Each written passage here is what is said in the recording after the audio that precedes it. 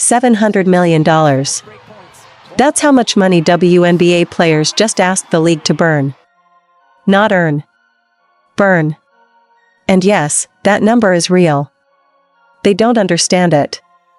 3 words that explain the chaos unfolding right now. Because while expansion teams are wiring $50 million checks, while Caitlin Clark is shattering ratings records nationwide, the Players' Union just submitted a proposal that would financially cripple the league itself. And somehow, they're stunned it was rejected. The deadline is January 9th. That's days away. No deal in sight. And the longer this drags out, the uglier the truth becomes. Want to know how this ends? Stay here. It gets worse. For the past year, WNBA players have framed themselves as victims of a system that refuses to recognize their value. The league won't pay us what we're worth. Ownership is sitting on piles of cash. Expansion proves the money is there. And if you don't understand how businesses actually function, that narrative sounds compelling. Emotional. Even righteous. But once you strip away the slogans and start following the money, the entire argument collapses. Because what players are demanding isn't fairness. It's fantasy. Let's start with the number everyone keeps waving around like a winning lottery ticket. Expansion fees. Golden State.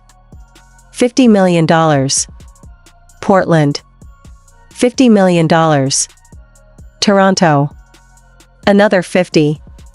That's $150 million, right? New money. Fresh cash. Proof the league is thriving. Except it isn't. Because expansion fees are not revenue. They are not income. They are not part of the league's operating budget. They are one-time payments that go directly to ownership groups as compensation for decades of losses. Losses that were real. Losses that were absorbed quietly.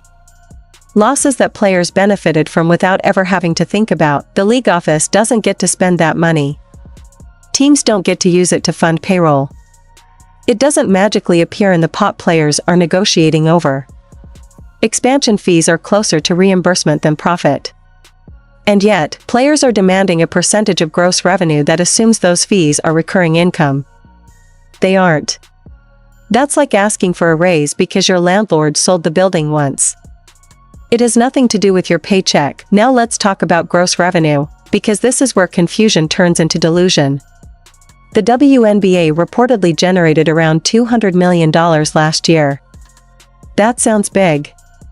It sounds impressive. It sounds like progress. But gross revenue is not profit. It's not even close. Gross revenue is the number you see before a single bill is paid. Before arenas are rented. Before players are flown across the country.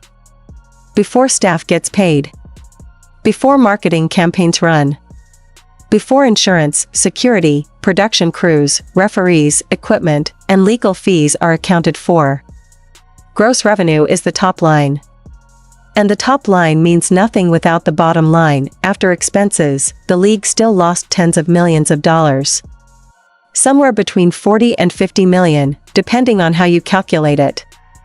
That means the league spent more money than it brought in. Again. That's not growth. That's survival mode. And this is where the player's proposal becomes completely detached from reality. Because demanding 30% of gross revenue means taking money before expenses are paid. Before the lights are turned on. Before the first flight is booked. It's a demand that ignores the basic order of operations required to keep a business alive. 30% of $200 million is $60 million. Off the top. Immediately. That alone would push league losses close to $100 million annually. In 1 year. No business on earth agrees to a contract that doubles its losses. Not one. And yet, players are shocked. Genuinely confused. Offended, even. As if rejecting that proposal is an act of hostility rather than basic math. The most common defense players use is comparison. The NBA pays its players 50% of basketball-related income. So why shouldn't the WNBA do the same? Because the NBA is profitable. Because the NBA covers its costs first. Because the NBA generates over $10 billion a year. Because the NBA can afford to split revenue after expenses. The WNBA cannot. These are not parallel situations. They are not even remotely similar. Comparing them is like comparing a startup burning cash to a Fortune 500 company printing it. Think about this in simple terms. If you owned a business losing $50 million a year, and your employees demanded a contract that would push losses to $100 million, you wouldn't negotiate. You wouldn't counter. You wouldn't compromise. You would shut it down. Because agreeing to that deal wouldn't be generous. It would be reckless. And the idea that ownership is obligated to accept financial suicide just to prove solidarity is absurd. What makes this even more dangerous is who is driving these demands. Veteran players nearing the end of their careers. Players who won't be around in 5 years to deal with the consequences. Players whose incentives are entirely short-term. They want the biggest possible payout now, regardless of what happens later.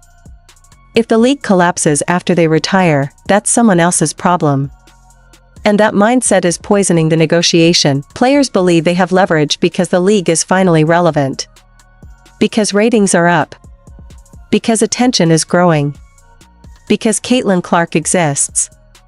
They assume the league can't afford a cancelled season. That the NBA will cave to avoid embarrassment. That ownership will blink first. But that assumption is based on emotion, not leverage. Because the truth is, the NBA does not need the WNBA to survive. It never has. For decades, the NBA subsidized this league. Quietly. Consistently. Absorbing losses. Paying bills. Writing checks. Believing that long-term growth would eventually justify the investment. And now, after years of patience, the people being subsidized are demanding terms that make sustainability impossible. That's not how leverage works. That's how patience runs out. Here's the part no one on the player's side wants to confront. The NBA is not emotionally attached to the WNBA. It is financially attached. And financial attachments can be severed when they stop making sense. If the 2026 season gets cancelled, the NBA does not collapse. It saves money. Hundreds of millions over time. It stops subsidizing losses. It reallocates resources. And when executives sit in boardrooms running those numbers, sentimentality doesn't factor in. Balance sheets do. Players assume canceling a season would hurt the league more than ownership. That assumption is backwards. A cancelled season hurts players immediately. Lost salaries. Lost exposure. Lost momentum. Ownership absorbs losses either way. But canceling a season caps them. Continuing under an unsustainable deal multiplies them. From a purely rational standpoint, locking out players is the safer option. This is where the Caitlin Clark factor enters the conversation, and this is where players are making their most catastrophic miscalculation. Yes, Clark drove ratings. Yes, she brought casual fans. Yes, she elevated the league's visibility in 2024. But star power is perishable. Attention decays. Cultural moments pass. Casual fans are not loyal. They don't wait. They move on. And the longer Clark isn't playing, the less valuable her presence becomes. Players believe they're using Clark as leverage. That her popularity forces the league's hand. In reality, they're eroding the very asset they think protects them. Every month she's off the court, her momentum fades. The fans who tuned in because of her won't sit around for years waiting on a labor dispute. They'll watch something else. College basketball. Soccer. Streaming. There are infinite alternatives. And when the league eventually resumes, those fans won't automatically return. This isn't hypothetical. We've seen it before. Sports leagues that lose momentum rarely regain it. Windows close. Cultural relevance is fragile. And instead of protecting the moment they have, players are gambling it for short-term gains. That's not strategy. That's panic disguised as confidence. Another uncomfortable truth players refuse to acknowledge is how insulated they've been from market reality. For nearly 3 decades, the WNBA has existed in a protected environment. Losses were covered. Operations continued regardless of profitability. Salaries were paid even when revenue didn't justify them. That insulation created distorted expectations. Players never had to tie their compensation to what the product actually generated. They were shielded from consequence. And now that shield is cracking, this is why demands feel disconnected from reality. Because they are. Players believe they deserve NBA-level structures without NBA-level economics. They believe relevance equals profitability. It doesn't. Attention is not revenue. Rating spikes do not instantly fix balance sheets. Sustainable growth takes time, discipline, and alignment between compensation and performance. None of which are present in the current proposal. The union's strategy is rooted in moral framing rather than financial logic. Fairness, respect, recognition. Those are powerful words. But businesses do not operate on moral pressure alone. They operate on numbers. And the numbers are unforgiving. You cannot distribute money you haven't earned. You cannot promise payouts you cannot sustain. You cannot negotiate as if losses are irrelevant. What's especially telling is how little compromise is being shown. The fundamental issue isn't whether players should eventually share in revenue growth. It's whether that sharing should occur regardless of profitability. Ownership says no. Because saying yes would guarantee failure. Players insist otherwise. Not because the math supports them, but because conceding that point would mean acknowledging limits, and that's what this negotiation is really about. Limits. Players are being asked to accept that the league they play in is not yet what they want it to be. That their compensation must reflect current reality, not future aspirations. That building something sustainable requires restraint.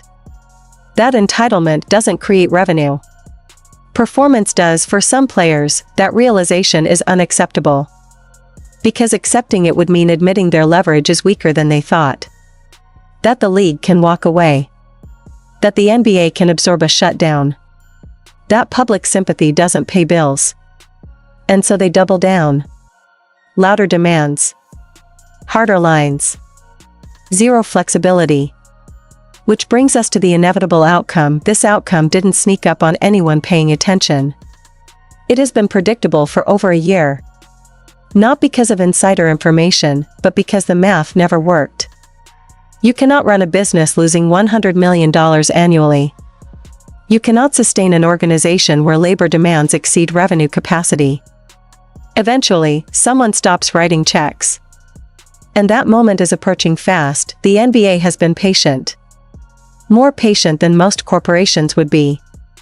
They invested in marketing, broadcasting, infrastructure. They expanded the league. They absorbed losses for nearly 3 decades. But patience has limits. Especially when the response to that patience is a demand structure that accelerates losses instead of reducing them. There is generosity. And then there is negligence. No executive is obligated to choose negligence. What happens next depends entirely on whether players are willing to accept economic reality. If they continue demanding a fixed percentage of gross revenue regardless of profitability, there will be no 2026 season. The league will lock out players. Ownership will pause operations. And the NBA will seriously evaluate whether continuing to operate the WNBA makes sense long term. That evaluation will be cold, data-driven, unemotional. And based on current numbers, the conclusion may not favor continuation. There is another path. A difficult one. A humbling one. But a viable one. Revenue sharing tied to net income. Profit-based incentives that activate once the league becomes sustainable. Contracts that grow alongside actual performance. Acknowledgement that the league is still building, not finished. That path requires patience, discipline, and acceptance that current value does not justify current demands. So far, There is no indication the union is willing to take that path. Which means we are headed exactly where this was always going. A cancelled season. A locked-out workforce. A prolonged absence from public consciousness. And a real possibility that the league, as it currently exists, does not survive the negotiation. The driving force behind this collapse isn't ownership. It isn't the commissioner. It isn't billionaire greed. It is entitlement. The belief that compensation is owed regardless of outcome. The refusal to engage with basic economic rules. The insistence that feelings outweigh finances. That mindset is pushing the league toward extinction, and when the 2026 season is cancelled. When the lockout extends into 2027. When casual fans forget Caitlin Clark and move on to the next story. Players will search for someone to blame. But the answer will be uncomfortably close. They were given an opportunity to build something sustainable. To grow alongside the league. To align incentives with reality.